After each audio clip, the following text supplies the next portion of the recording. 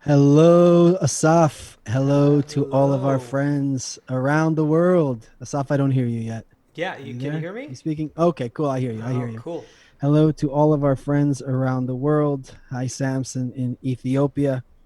Hi, everybody everywhere. We please let us know who you are and where you're from. We're very happy to be here. I want to announce here the mass media is officially irrelevant, Asaf. That's it. It's done. Yeah. Finished. We went through a few phases. First, they were updating us on what's going on in the world. Then they all began contradicting each other. And it's clear at this point that it's just a complete mess. It's just completely biased. These guys are trying to get this person elected. These guys are trying to get this person, and gals are trying to get this person elected. And they're just no consideration for the hmm people. And not only that, um, I don't think most of the people are even paying attention to them anymore. I think we open up the news in the morning and see, is a war coming? And if not, is there something big I need to know about? But besides that, um, Yeah, it's all it's all just advertisers. It's just it's advertisers and political agendas. yeah, So it's almost like the fake news industry has like its death built into itself because at some point people just don't care, they just don't give a damn. Like, oh, okay, all right. So what are you trying to sell me? Who are you trying to mhm. promote? And It's also like reality there, television yeah, sensationalism.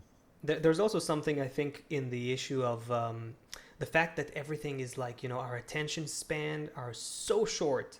We don't have time. Just give us the thing. Tell me, that kind of forces that lack of patience from people that I think has evolved tremendously thanks to social media and all that. Just also created this interesting side effect where people just go, just tell me who you're rooting for, like what do you want from me, what do you want to give me, and that creates a certain kind of lack of naivety, lack of innocence in people. So it's interesting developments. Anyway, go ahead, man. It's yeah, it's a huge confusion. So we just had this weekend. It's called Memorial Day in the United States. It's one of the big days. It's typically the this is when the beach is open. This is when all of the community swimming pools open. This is like the school's not over yet, but this is the kind of the official. Once Memorial Day hits, everybody opens up their beach house. Everybody Right. goes on has some vacation. They go to the lake, they go to the mountains, they clean their house, they do something. It's Mm-hmm. a real beginning of summer kind of moment. It's a Memorial Day for fallen soldiers. It's not taken as seriously countrywide as it is in Israel. Not everybody here knows a soldier, but Mm-hmm. in general, it marks the beginning of the summer. It's like a celebration. It's a 3 day weekend we have here. Mm-hmm. You have normal Saturday and Sunday, and then Monday is off for Memorial Day, and that's the big weekend. And what we saw over the weekend, the news streams were flooded with pictures of people on the beach, not social distancing, people at the bars, Oh, I saw that. people in Yeah. swimming pools, Yeah. um, not social distancing, not Yeah. wearing Yeah. Yeah. masks. Oh, but dude, it's the same thing here. It's same pictures, just different places, different people, but same situation. Like this, yes, last week was the hottest week here than it ever was in like 50 years in at this time of year. And everyone just swarmed the beaches, like Mhm. crazy. And sure, social distancing, masks, all that was like not even. Isn't it odd? So, one week we're in the house wearing masks. We haven't been out. We haven't touched anyone. We haven't coughed near anyone completely. And then something switches in the public's mindset, and that's it. I'm done. I'm going to the beach. I don't care. We're going to party. Yeah. We're passing beers around. Mm-hmm. It's like It's interesting to see how we are a herd. When we have herd mentality. Where a lot of people are talking today about herd immunity. Will it work with the coronavirus and all that? But look at how herd mentality is working.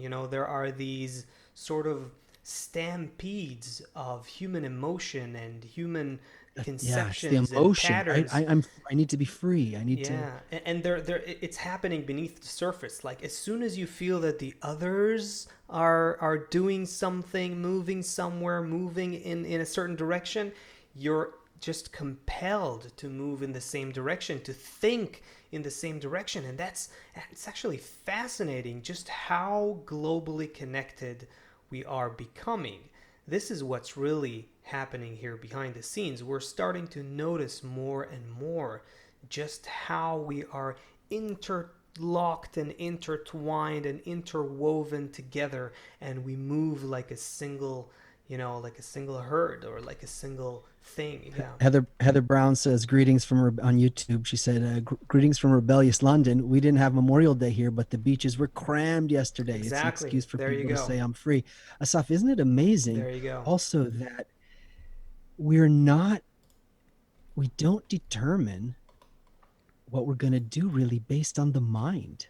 It's No, it's Isn't that no, interesting? Like no, you we're can have not. even about the climate and things We like that. It's certainly like think we do. Yeah, even the people who are the who are save the climate, like Al Gore made that movie, The Inconvenient Truth. I don't know sure. how ever many years ago. Yeah. It was like the really kind of the beginning of this big environmental push here. And he was flying around on his private jet from showing to showing. So it's like the mind knows what the mind knows, but the emotion, I have to get to my shows. I have a showing in Austin, Texas tomorrow. How am I going to get there if I don't take my private jet? So Ah, it's like the I thought you were even, taking it even further, like in terms of how our minds, they're only like, it's like an echo of what happens. It's like they come in later. We're making, there's even actually scientific research that shows that we're making decisions, you know, a couple seconds, or a couple split seconds, can't remember exactly, but before your mind actually becomes conscious of it. well, And if we developed for billions of years before this mind came along, so I there have you go. all of these instincts inside of me. My cells have instincts, right? Hmm. Grasping for air, all of these things. So right, so the modern mind all of a sudden is like, oh yeah, I want to breathe. Or, oh yeah, I want to eat now. Check this out, bro. I got a quote that I prepared. You didn't see it, but I prepared this one before the show here. I wanted to read it, and it fits right on the money in terms of what we're Bring it discussing right on. now. Okay, so check this out. This is, you obviously know this quote. Our viewers might not, but it's an important one to know. Okay, so this is from Kabbalist Yehuda Ashlag, Baal HaSulam, who wrote the commentary to the book of Zohar, which is the seminal book in the wisdom of Kabbalah. Check this out, what he tells us. This is from his article, Peace in the World. There you go. So he says this: we must thoroughly know the proportional value between the individual and the collective that the individual lives in and nourishes from, in both matter and spirit. Right? So there's a certain kind of relationship between the individual and the collective, and the individual is nourished from the collective in both matter and spirit, he says. Reality shows us that an individual cannot exist in isolation without a sufficient number of people around him to serve him and help him provide for his needs. That's clear. We've from being primitive tribes to being a modern global village. We're Every food all I eat, every piece of clothing exactly. I wear, every light in Yeah, my house, yeah, we the build it in the microphones we're backyard. talking to right now, and the internet that's connecting us with all our viewers and so on. Sure. Hence, man is inherently born to lead a social life.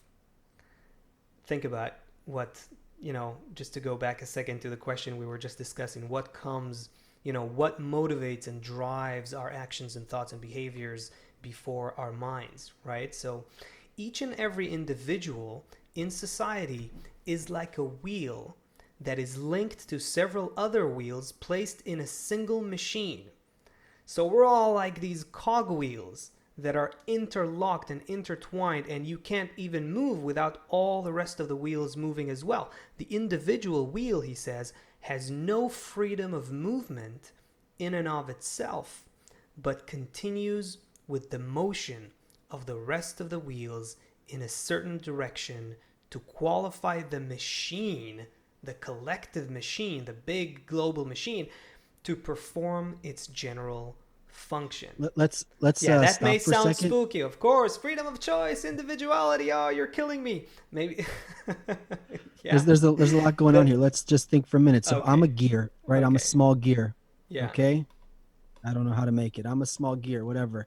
So when I Yeah. go to the market, I buy produce, right, from a Yeah. farm in California. The farm in California is another gear. The Yeah. farmer has certain workers. Maybe there's one big guy who runs the farm, owns the farm, or woman, or whoever, and around him, there's 50 other small gears, right? Yeah. And then they're buying their fertilizer from another. So everything I'm doing is connected to this whole big process. And of course, my cup came from somewhere, and my mouse, and everything is all of these gears in this machine. So that I just wanted to put a kind of a visual around the quote. Okay. I thought you want to bring up like the immediate, Western concern with, let's say, the classic concern really that comes to mind of every modern person when he hears that I have no freedom of movement. No, Whoa. let's let the Okay, viewer let's sit let with that. it. Okay.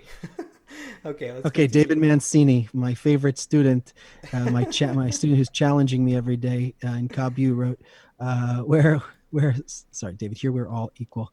Uh, where is free will in these gears? There we go. There we go. Yeah, Okay, classic. we'll So we'll discover that. Let's later maybe we on. won't answer. Okay. Whoa. Wait a second. Wow. Whoa. Whoa. Okay. Now you. Okay. So you know what? Let's repeat the last paragraph again. So each and every individual in society is like a wheel that is linked to several other wheels placed in a single machine. The individual wheel has no freedom of movement in and of itself, but continues with the motion of the rest of the wheels in a certain direction to qualify the machine to perform its general function. Maybe sounds scary a little bit. We need to talk about it. And if there is some malfunction in the wheel, check this out, each and every one listening. If there is some malfunction in the wheel, the individual wheel, the malfunction is not evaluated relating to the wheel itself, but according to its service and role with respect to the whole machine. So, should we address the elephant in the room? Free choice? Yeah. No, we should not. We should. I No? don't. I don't think so. No, I don't. I don't. Let's. If you want to go there, but I want to. Okay. I would like to approach. I want okay. I won't approach it. I just want to point out one thing with that another aspect that this quote should, kind of raise within us as we're listening to it. First of all, this is coming from a Kabbalistic insight on reality, meaning it's not poetry, although it may sound beautiful. It's not some kind of a narrative. This is a description, a literal verbal description of attainment of deeper laws of nature.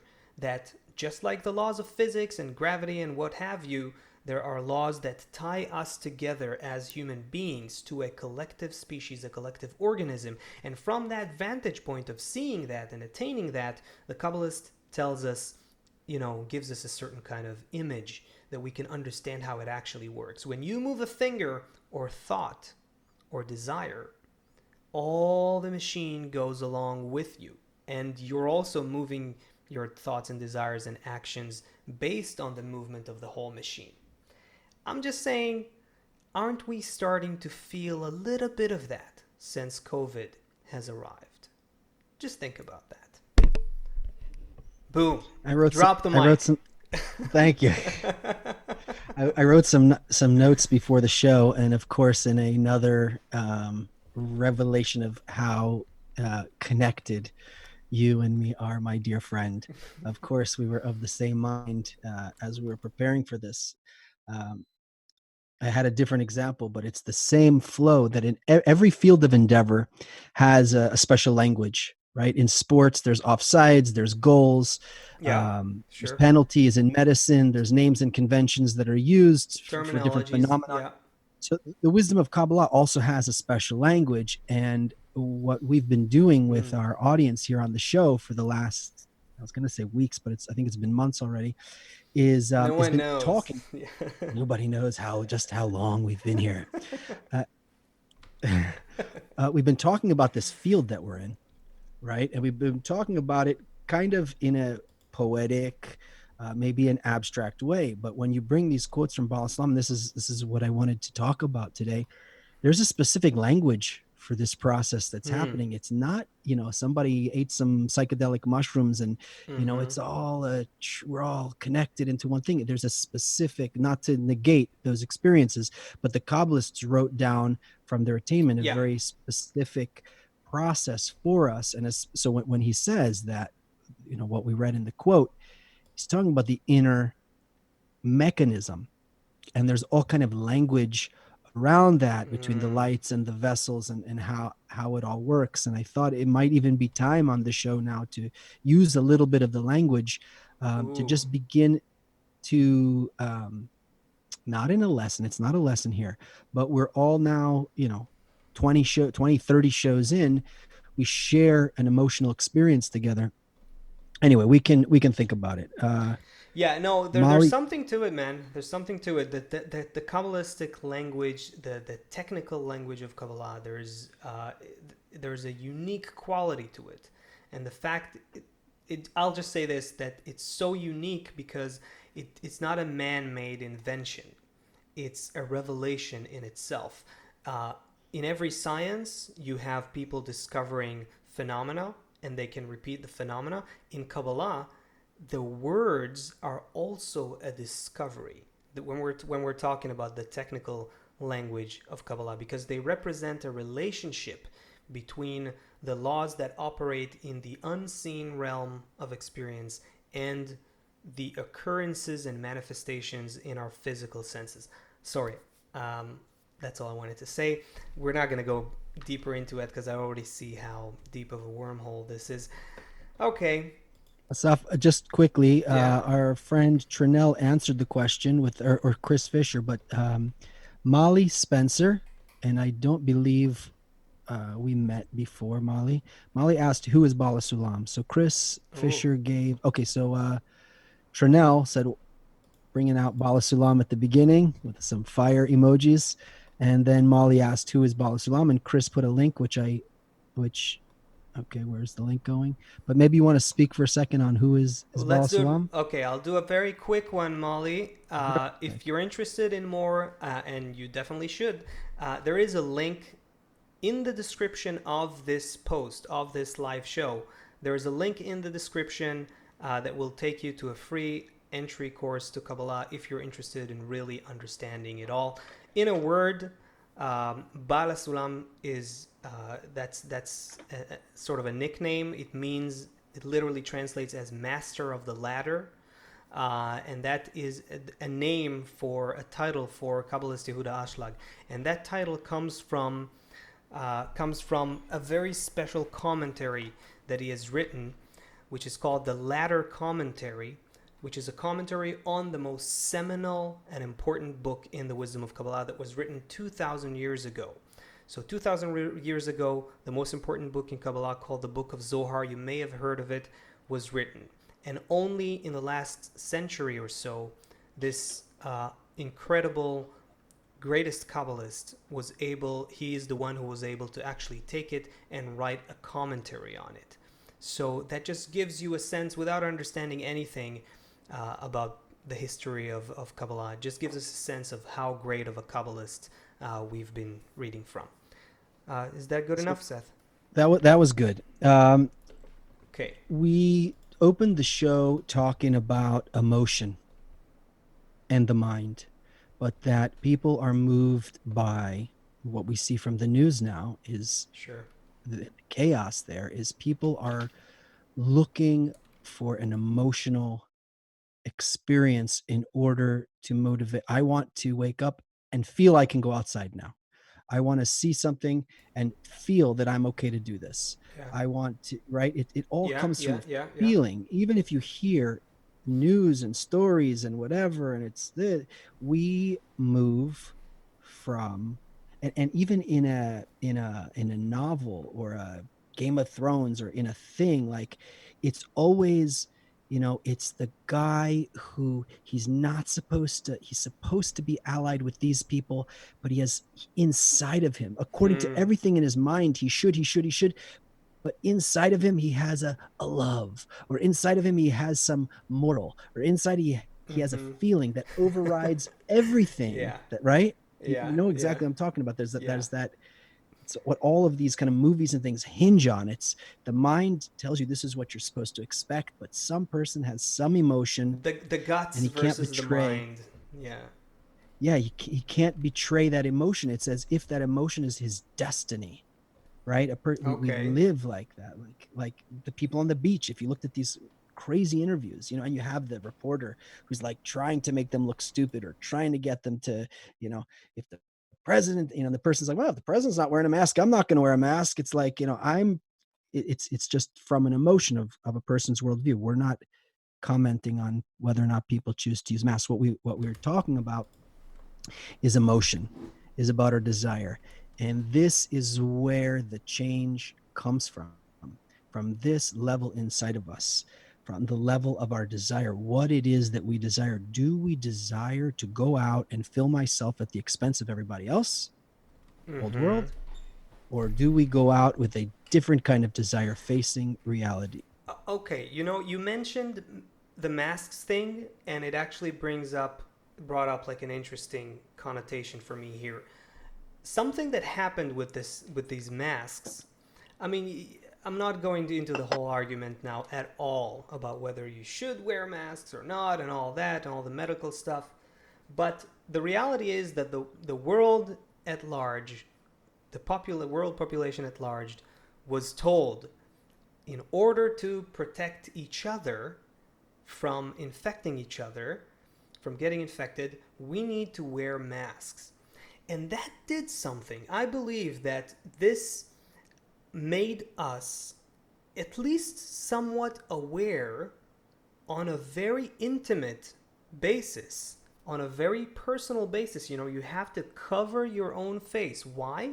Because you have to be considerate of others, that you won't infect them. Just that the fact that we've gotten to the point where we suddenly need to think this way, that we have to somehow be considerate of each other, even if it's people I don't know, even if it's people that I don't necessarily care about, even if it's people that I don't think I'm connected to, and so on.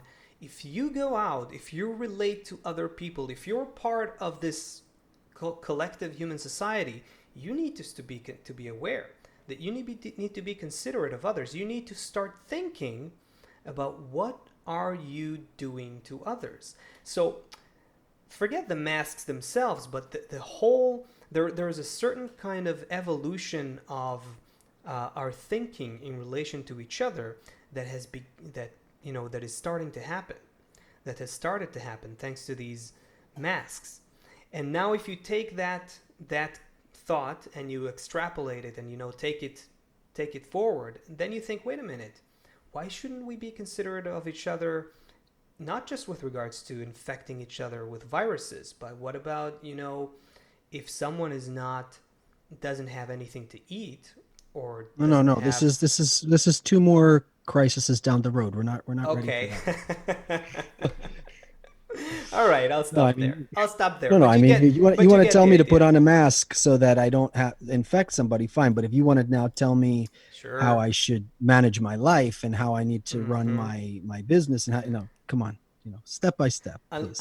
Unless nature will, intervene once again with some sort of other magic trickery. I don't know, that forces us to redesign our agricultural slash economic situation in a way that shows us that if we're not going to take care of everyone, then we're not going to be able to take care of anyone. And Um, this is what we as yeah. Kabbalists understand is exactly what's happening. that we came to But you're right. You're right. can you We're you know the Kabbalists say revealing a portion, covering two. So let's stop here. Do we have our guests ready? We have maybe you can send him the link to yeah, he this has it. place, to So this Tim, virtual cyber Tim, if you are out studio. there, please jump in. Yeah, and while Tim jumps into this virtual cyber studio that no one knows where it is, um, who is Tim? Let's talk about Tim for a second. Tim is a great friend. You'll say He'll the tell formal us. things, and I'll say something inspiring. Okay. Tim is a longtime student of the wisdom of Kabbalah, student of our teacher. We're when we gathered physically, we were in the same Kabbalistic group in New York here. Tim is from, I don't remember if it's Scotland or England, or he's from Scotland but grew up in England. He'll tell us the details. Not important. Tim is an unbelievable heart, first and foremost. Um, he is a professional photographer and filmmaker, just all around. He works with aesthetic, with beauty, with creating beautiful images, and he made a wonderful. And he says he's waiting. Do you see him? I don't see him yet. Yes, we're In gonna the see him in just okay. 1 second. You said all the So beautiful things. I'm oh, I almost said out everything. of. Okay. I'll just add one thing. Tim is one of those people who is an artist in his entire soul.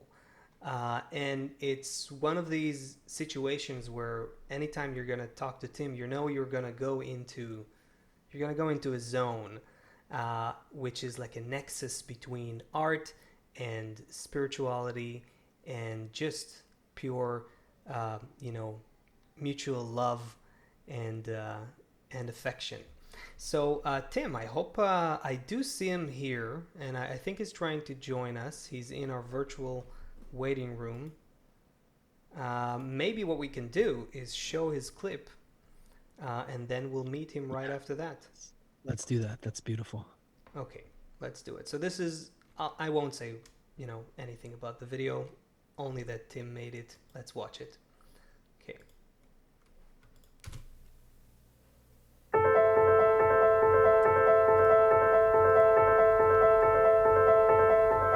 I am not afraid.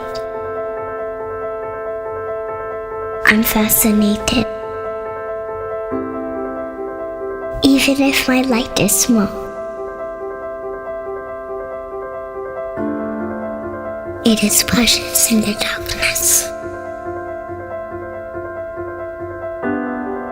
Even if you feel small,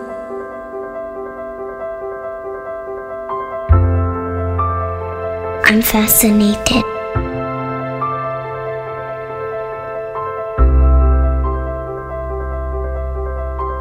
I'm not afraid. I'm not afraid. I am not afraid. Even if you feel small,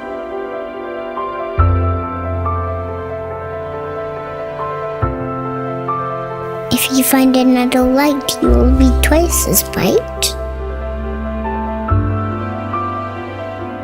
And together we will find adventure.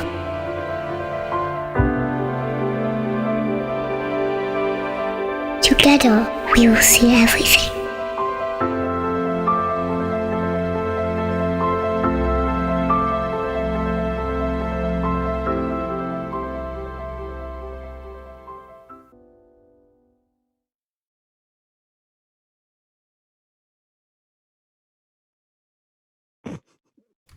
Wow. I was about to cry until I saw our guest. Tim, Tim, is that what? you? Um, uh, I Can you hear me okay? Oh yeah, we hear you great. of All course. good. So Tim, Hey why, guys. Good. So you tell us about the video? I'm just back in from shopping. Huh? Oh, Did you sorry. I didn't realize. I didn't realize I had it. I still had it all on. This is how we do it in Brooklyn. It's pretty bad around here. What were you protecting yourself from? Virus or other things? Sorry? What were you protecting yourself from? Virus or other things?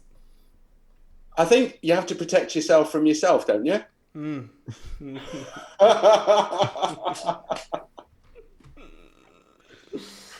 Well, I don't know. I think people are very confused about whether they're protecting each other or they're protecting themselves out there, I think, sometimes. Yeah, it's, I was out yesterday and I saw people driving in a car by themselves wearing a mask. Mm-hmm. And after stuff, you were just talking like we're wearing the mask to protect other people. I think people are so confused about what we're supposed to be doing. Some people are going shopping wearing a welding mask because they don't know what's happening. But yeah, I mean, what do? You see a person driving in a car by themselves with a mask. I saw somebody with a mask, and then out of the mask came a face shield like this, just up shielding the face and their eyes. And it was one where they had, there's the type that have the respirator on the front. Yeah. It's that MP, whatever, 95. So when you breathe out, you've got it's very fast to breathe out. So you're not wearing a mask when you breathe out when you're wearing one of those masks. Because when you breathe in, that's when the air comes through the mask and protects you from the virus. So when you see somebody wearing one of those, you know that they're not actually wearing it for other people. They're wearing it for themselves. All right, because those people are spitting everything out quickly. Yeah, they just spit out. They spit, there's no protection for everybody else. It's just protection from themselves, Tim, we just saw this amazingly beautiful production of yours with Ella, your daughter, in there. Can you tell us a little bit what went on into that? How did this come to be? Well, it was actually I was actually doing a lighting test for my camera to see how low I could actually shoot without with quality. Actually, right. So I just got a glow stick, and she was running around with a glow stick as a princess. So I just started filming her, and then afterwards, I just thought, wow, it just looks so beautiful. I just, it just occurred to me that she was running around with this one stick of light, and everything. There was just darkness everywhere else, and it was just with this light that she had, and it just seemed really small. So I talked to her afterwards, and I promised her a bow and arrow. Old world rules.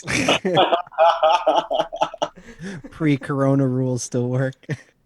And she we talked about it, and she was like, she did it. She was into it. She it was basically about the idea that all our lights are really small. It's trying to get an emotional kind of sensation and feeling that basically it doesn't matter how big you think you are, or how much you think you understand, or how important, or whatever, however, whatever.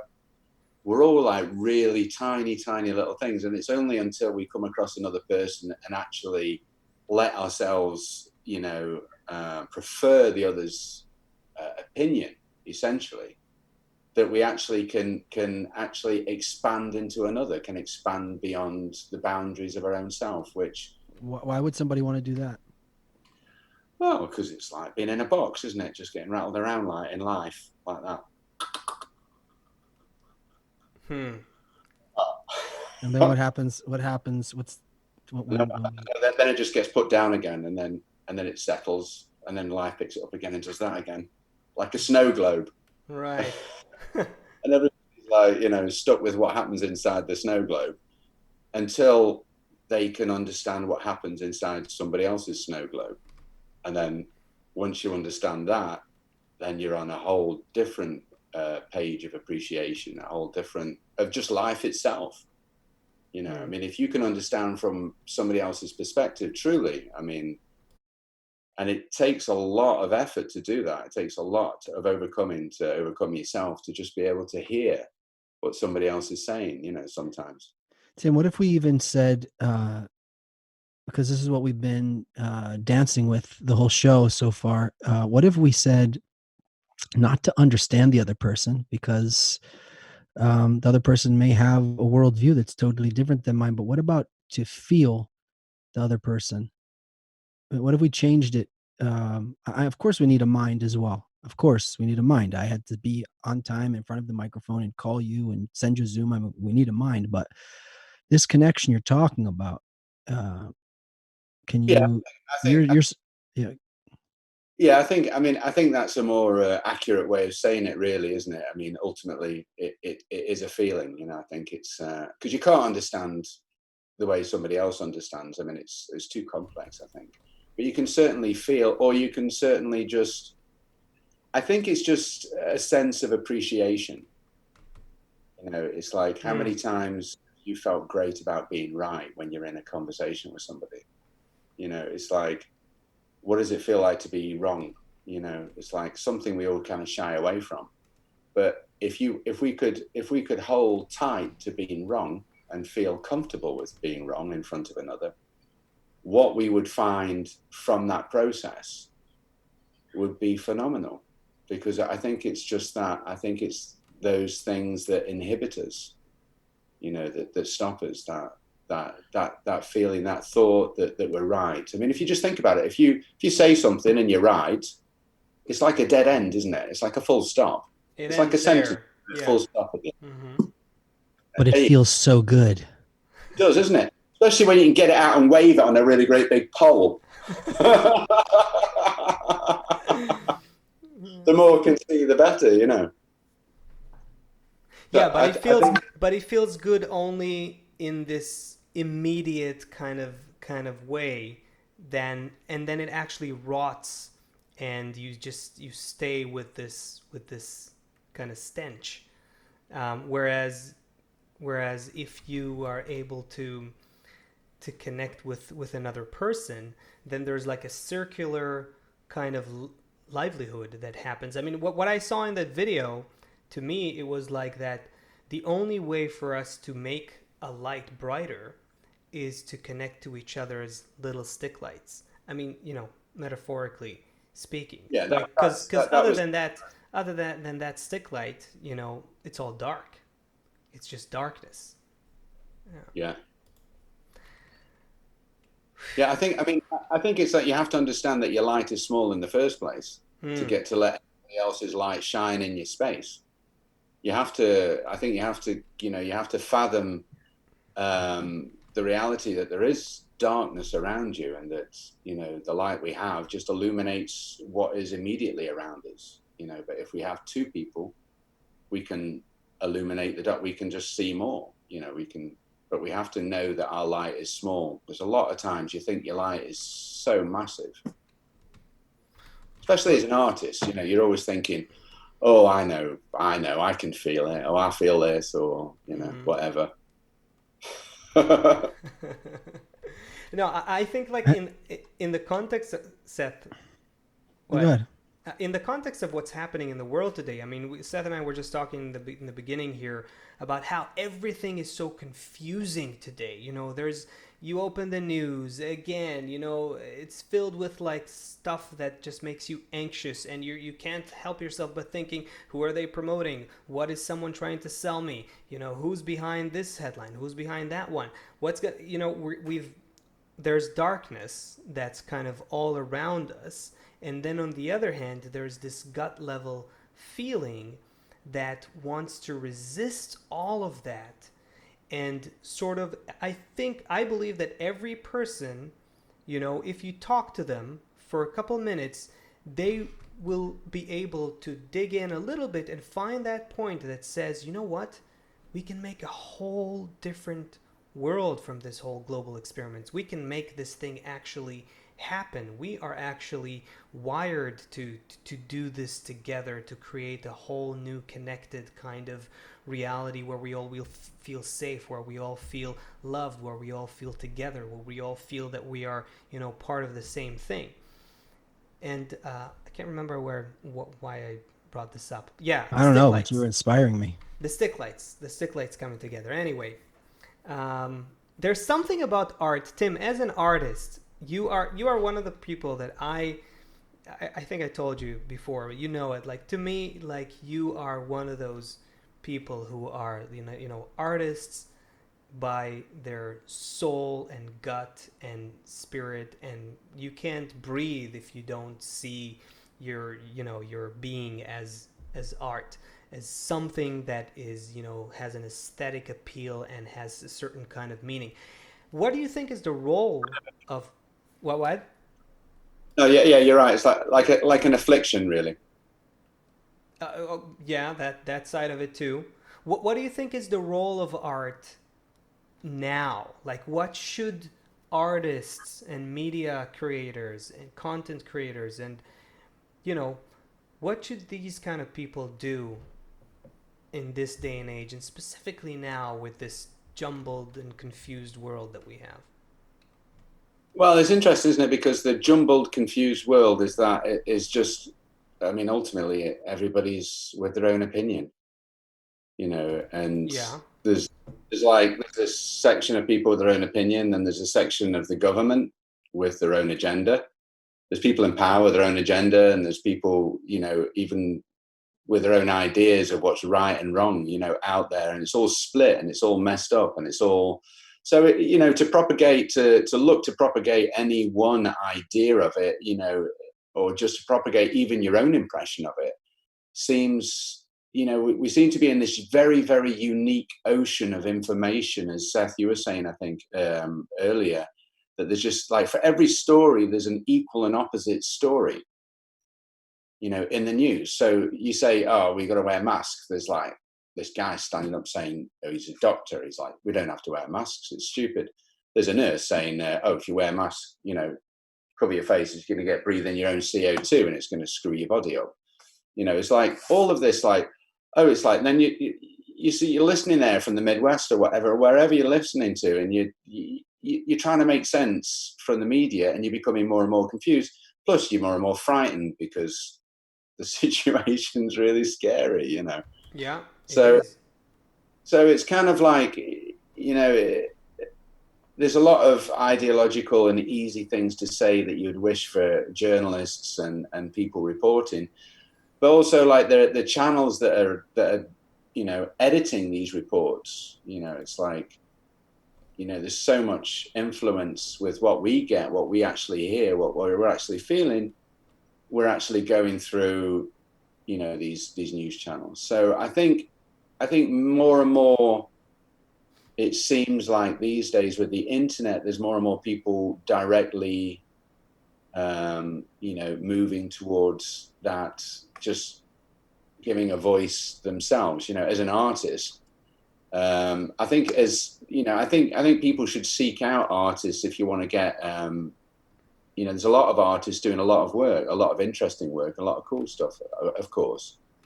I think it's, but everybody has a different Let me ask opinion, you. Let me ask you. When you also, from you're also like a longtime Kabbalah student, and that definitely, leaks into everything that you do. Point in case Yeah. this beautiful video that we just saw. When you create, when you make art, what are you trying to? What are you trying to reveal? And I don't know if it's to reveal something new for yourself or to reveal something new for others. Can you take us to that space where you're working on a piece and you say, that's what I want the world to? How does that work for you? Yeah, I think ultimately, as an artist, you just feel a lot, so you're trying to work with feelings to develop, something. And I think the beginning part of my life or my career, it was like just very confusing and just trying to, fathom what it is that you're feeling and what you're dealing with, and then, you get involved. I got involved with a lot of different materials and started producing a lot of different ways and different things. But nowadays, and especially, through the studies with Kabbalah, I think all that I'm really interested in speaking about is that space between us. that, you know, that really over the course of our life, Yeah. through, because of advertising essentially, and business, and, you know, commerce and all the rest of it, we've been sold these ideas of what life, you know, through beauty, through art, you know, Right. through that spot that art should penetrate and touch. You know, it's been touched with a commercial value, saying, really, your life's a bit shit unless you buy this shampoo and wash your hair twice with it. You So, know, so we've been using the device, you know, of beauty and creativity in all the wrong ways, and like for the wrong purpose. That, like, we were giving, you know, art is very unique to human beings. Art is very unique to human beings. Creative expressions and the way we share them. It doesn't exist with animals. This idea this ability to share these concepts that later shape how we think about and see the world and behave. This is something very unique to human beings. And so you're saying, it's almost like you're saying we've been given this, you know, gift, amazing gift, and we're using it all wrong, or something like that. This yes. goes to it goes to what we were saying before, that you can have all of the, and actually, because we also say in the wisdom of Kabbalah that there's nothing bad, and there's everything, that there's a reason why it's like this. We can see we can see our mind, our reason telling us the same thing. We should do this, we should do that, we should do this. But if some feeling in us is greater than that, it will override everything. And that will be if I have some feeling, right, some love for some person, I don't need to eat, I don't want to sleep, I just want to be with her, right, you know, or some person has some goal, they will overcome every obstacle if that desire inside of a person awakes. This is what I feel is this is what must be the work of the artist that you're talking about, Tim. And that's the maybe the curse of being an artist, and having to live on that knife's edge all the time. But that work is to give people the emotion, specifically a Kabbalist who's working with these kind of things, because you override the mind. The mind will be there. Asaf was saying before that there's Asaf was saying before that that the mind is thinking it's hungry, for example, but it's happening after. And we learn in the wisdom of Kabbalah, the mind works for the desire. So if we can get a person to feel something, if you can get a person to feel the value of what you're talking about and the connection between us, and what Baal HaSulam was saying, our integrality, if we can feel those things, the mind will then come up with all of the ways that it's working and how it's working and how we need to do it. That's the incredible part of a piece of content like the one you just made, and And, that the value that I think that you as an artist can bring is to give people these emotions. It is, yeah. I mean, it's definitely what you're trying to do constantly is to frame that value, you know, through a visual, through using. I mean, there's lots of psychological. It's like we're biologically mapped for connection. You know, we're biologically, like there's biochemically mapped for connection. And somehow that connection's been ruined, and we're on this trajectory of trying to satisfy ourselves, which is what we're born with. You know, I mean, none of us had to teach a kid to say like, you know, I want, do they? They're just like, the I want starts. Nobody right. told them to say that. And it just gets bigger. And you just keep giving them, and it gets bigger, and you just keep feeding them. It's getting bigger and bigger. Tim Trinell is asking on Facebook, how can artists help shift from excessive egoistic activity into altruistic, into a I different think way? that is the question, really, isn't it? I mean, that really. Thank you very much for the question. It really is. That is the question, and I think it's certainly for me as an artist and somebody who studies Kabbalah. It's it really is, that is the work. I mean, it's changing, it's showing people the greatness of these values in a way that's undisputable, which is an emotional way. It's like, you can't tell anybody anything, but you can tell them a story, and inside the story, somebody can get an experience, and inside that experience, they can learn about what's good and what's bad, because that's what we all essentially do. You know, so developing these kind of things. I mean, that was the thing with Baby Girl, was like a little bit of a treat. You know, it was like a little sweet, a little dessert. You know, of course, you're constantly trying to get the truth, which is repulsive in this society, because it's like saying, you know, you should love another person, and you're like, disgusting. what? Yeah, what? They don't love me. It's What like, am I a sucker? yeah, you know, it's like all of a sudden, like when you craft a piece, right? This is really interesting. When you craft a piece, or whether it's even a photograph, you're going through this process. It's like a circular process where you're removing all criticism from the trajectory that you're going in. Like you want to impart an idea, or something that's relevant. You just look at it like, you just remove all criticism from it. So you don't shoot somebody with a big flash in the, make them look awful. You make them look beautiful. So making somebody look beautiful is just removing the criticism. Nice. It's kind of like it's some of that is feelings, some of that is knowledge, and some of that's experience. But this is what you're constantly trying to do for people. So you're trying to impart and say something that it is true and it is relevant, that comes from your heart. Something Seth sang about once, which was really, really amazing. What comes from the heart goes to the heart, and it's true. I plagiarized from the Kabbalists. Aren't we all here?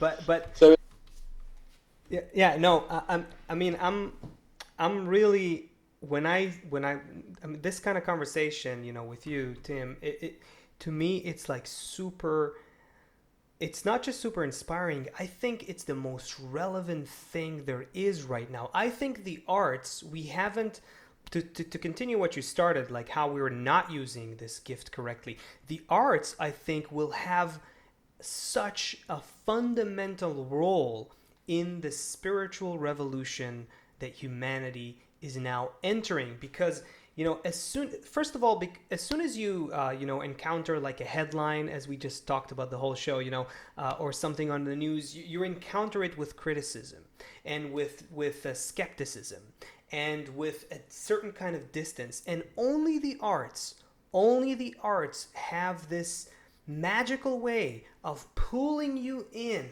and creating identification and creating emotion without necessarily immediate judgment and immediate knee-jerk reactions. It bypasses the mind too. It bypasses, exactly. It to an extent, when you are impressed by art, you're in some sort of a mode of aesthetic arrest, call it, or however you want to call it. For a split second there, let's say, you kind of look at things from a side, a little bit outside of your, being entrenched in your own ego, in your daily ego, let's say, and you can suddenly see from, a shifted perspective on the situation, and that's exactly what we need today. What the world needs today. The world needs a new worldview, and the only way, I think, to do it big time, to do it en masse, is through arts. When we're talking about, it's funny, people talk about, sorry for ranting about this, but one more point, that when a lot of people talk about their basic income today, there's this whole discussion, the pro and against, like, so many people are now going out of the workforce because of the virus. You don't know what are they going to do with their jobs. You got to give them money. But on the other hand, is that the society we want to live in? What will people do? And when you consider the fact that we have to build a whole new society here, that we have to constantly maintain a social atmosphere. We have to fill the air with positive connections and inspire that constant positivity above the growing ego, which is constantly growing as well. There's work for everyone. Just think about all of those media creators and journalists and filmmakers and songwriters and artists and even marketers, and think about all of them doing all that work that needs to be done just to keep society, to keep human beings always thinking about each other and always working above their ego. There's like a whole, and again, art, I think, will be the way, or one of the big ways, that this whole shift in what is work and what are we supposed to do here on this world and what are we supposed to do towards each other needs to happen. Sorry, I had to get this out of the way. That was so beautiful. That was so, you just, all right, we have 2 minutes left. What are we doing? I was waiting for Tim to open his mouth, but since he didn't yet, I'm going to say that maybe the whole, what we're seeing with all the news and all the confusion and all of that, you have art then that just comes in and it's unmistakable because a person feels something, and that is enough to start to put a seed inside someone, to guide someone towards something. Also, I think we talk about to have somebody feel something. I mean, it would be really nice to like I've been thinking about. It's a topic I've been thinking about this. We had a conversation about it, Seth, a little while ago about this very thing, about this, all these conflicting stories. I mean, for me as an artist, it would be really great to do that as an art piece, so that on the receiving end, instead of there being this polar, there's black and there's white, the artist is here to show you gray. The artist is here to show you that there isn't black and white. There's your black and white, there's his black and white, and there's her black and white, and they're all different. They're not the same at all. The lines of the difference is all over the place. And as an artist, if for me, when we talk about it, I'm like, I get excited. I'm like, can I show that? Can I show that in a way that's relevant? What would trigger the psychological values, the chemical balance inside a person? What are the triggers that would bring them to a feeling or a sensation that, oh my God, this guy isn't right. This guy might be right. Wait, no, this guy's right and that guy's right. No, wait, these guys are wrong, both wrong. Wait, no, hold on. It's outside of any of that.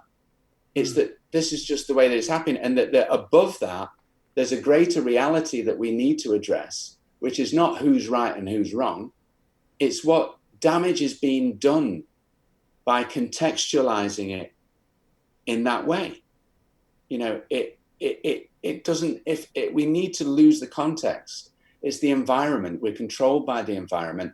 The environment of these ideas are plagued in this context that we have. The plague isn't, the pandemic is, you could say the pandemic is like people thinking that they're right because it feels so great to be right. But hey, think of what about the other person that you just tell him that's wrong?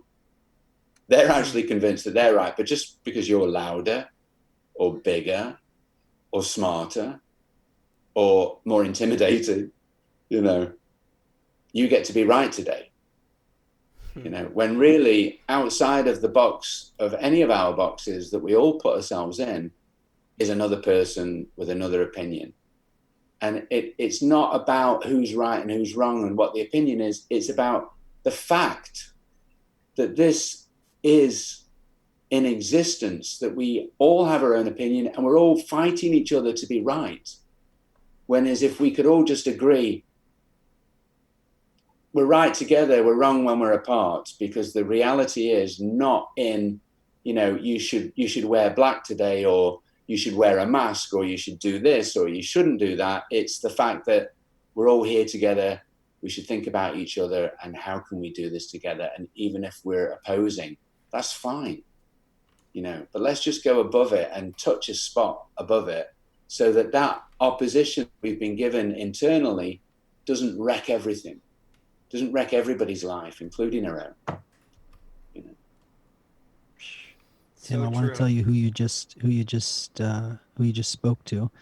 You spoke to friends who are joining us from India, Pittsburgh, Brazil, Russia, New York, British Columbia, Spain, Nigeria, Poland, Norway, Los Angeles, Berlin, Toronto, Miami, Guatemala, St. Louis, Ethiopia, Connecticut, United Kingdom, North Carolina, South Africa, Germany, California, Iowa, Mexico, Washington, Israel, Quebec, Ghana, Colorado, Serbia, Las Vegas, and Wow. Virginia. Whoa. What This a is like, global check. I can't even believe that. And every one Unbelievable. of them is a beacon of light, as we just learned from Tim's video. That's really what we're doing here.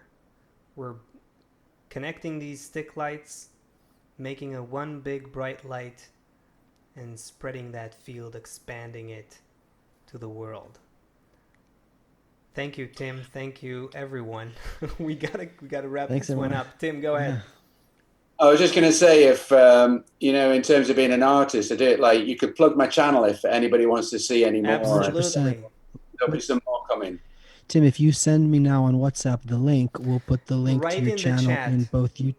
Yeah, exactly. We'll put it in the YouTube and in the Facebook chat, so everybody can follow you, see your video with your daughter, and see all of your content. Yeah, and some people on the chat are already asking for it, so we'll put it into the chat Let's right do it. now. Let's do it guys. right now during the song. Tim, can you send it to me now on WhatsApp, and then we'll get it out on the chats.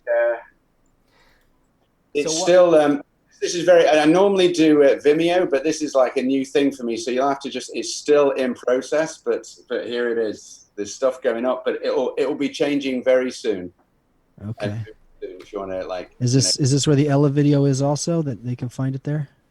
Yeah, the Ella video will be going up either today or tomorrow. A new one with new titles and different things, and will be going up. There's a couple of there's a thing about the global awakening. There's a short documentary, and another similar little treat like Ella's called Indefinitely Indoors. And then the rest of it is just little. Lots of good stuff from the Knox factory. Yeah. Okay, so Bright has the links now. So everybody look for Bright's post. He's gonna post both in YouTube and Facebook with the link to Tim's channel. And while we're Timmy, waiting for the thank you, link, brother. Thank you. yeah, let's have Tim stay here with us to sing and dance for this song as we always do. You ready for the dance, Seth? I'm ready. Okay. Thanks, you everyone, everybody. for being Lots with of us. love. We'll see. Oh, Asaf, are we here Thursday or are we off for right. No show Thursday. We'll be here back on Sunday. Sunday? Yeah. There's a holiday in Israel on Thursday, Yeah, right? we have a no holiday show. here, so we're not going to be available. We Okay, will so do the back next show on Sunday, Sunday. and then Tuesday, and look for some updates. Maybe by Sunday we'll bring you some updates about the future of the show, some new exciting things about the format, and lots of awesome stuff to come. Thanks, everybody. Lots of love. We'll see you soon.